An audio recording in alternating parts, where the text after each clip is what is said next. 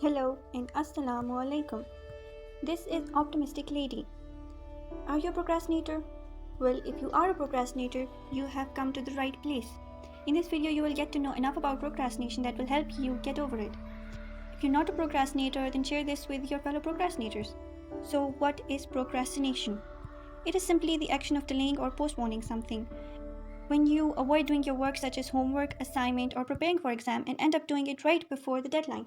It's quite normal. Everyone is a procrastinator in some way. Some people do it occasionally and others are habitual procrastinators. They always do their work late despite knowing that consequences and trouble they will go through. According to psychology, pleasure principle might be the reason for procrastination. People tend to do things giving pleasure, thus they avoid negative emotions and delay stressful tasks. As deadline comes closer, they get more stressed and procrastinate to avoid stress. Psychologists call it coping mechanism for stress and anxiety associated with starting a task. Many people can't start a task or take decisions because it gives them anxiety, so they procrastinate in order to prevent the stress and anxiety.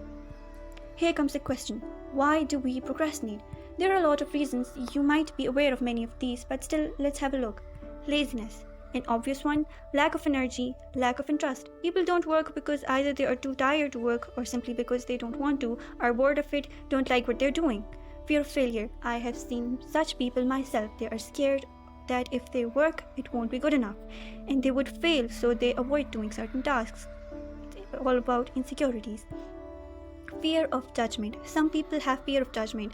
People around us can be very judgmental. They demand work, setting high expectations, so this leads the person to procrastinate because they're scared that they won't be able to fulfill the expectation, hence won't be accepted and would be judged. Perfectionism. Yes, it is a big reason for procrastination, which will be discussed later in this video. Underestimating time.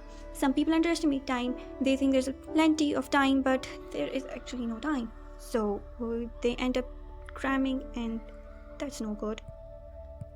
Stress, anxiety, depression, big words, causing trouble for many. As discussed before, this leads many into procrastinating.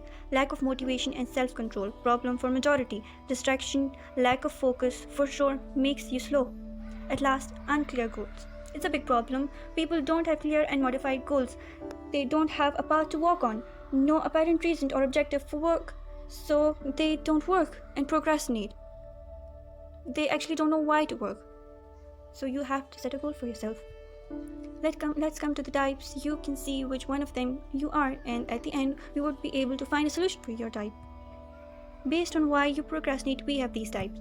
Anxious procrastinator. You know pressure principle now of psychology. It's based on that. These people avoid doing things due to stress and anxiety, and instead of working, they seek pleasure. Optimist procrastinators.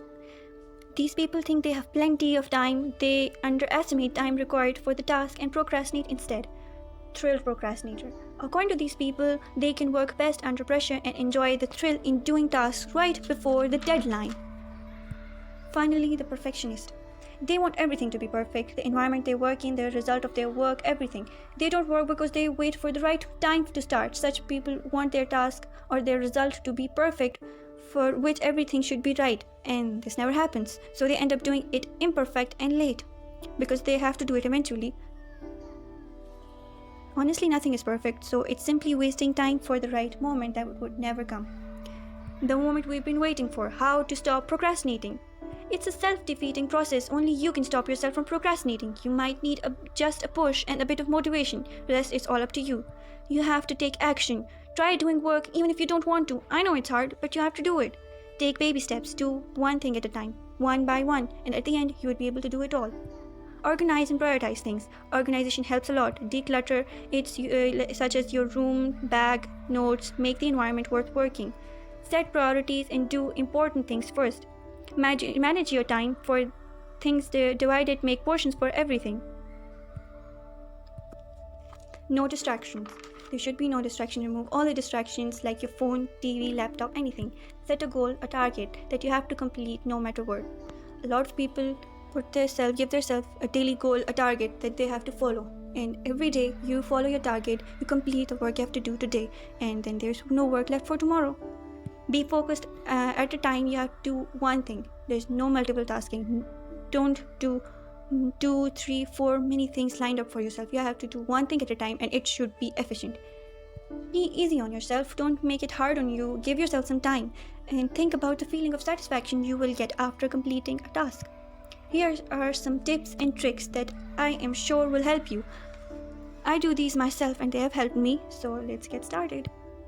Make lists, make to-do lists, make the list of the things you have to do today, tomorrow, and of the whole week, and you have to check one by one the things that you do. It's quite satisfying, I tell you. Timetables are only effective if you follow these. Many of us make timetables, then they just put them on your wall for decoration and they don't follow that. You gotta keep it a bit loose so you can catch up if you get distracted, because we are humans, we do get distracted a lot. Deal with the imperfections. Nothing is perfect and you know it, so deal with it. Set a place for work where you can work only, like your corner in a room, a library, or anything. There would be problems, distractions, discomfort, but you have to ignore it. Don't let it bother you. You can do it, it's not impossible. I have done it, you can do it too. Give yourself deadlines prior to the actual one, so you get things done before your own deadline, and here you get some time left to review your work before the actual deadline. Keep track of time.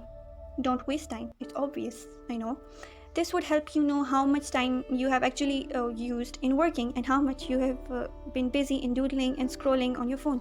You have to have a time tracker such as a stopwatch, and at the time when you're working, start the stopwatch, and when you're distracted, just when you're done, you want a break, you just stop the stopwatch, you take a break. I know breaks can be long, so you at the end of the day you can analyze how much you have done. You have to analyze your productivity, the amount of work you have done in how much time, and gradually your productivity will increase. I hope these tips and tricks and all the information would have helped you and you would follow these. So that's all. Don't forget to like, comment, share, and subscribe. Thank you.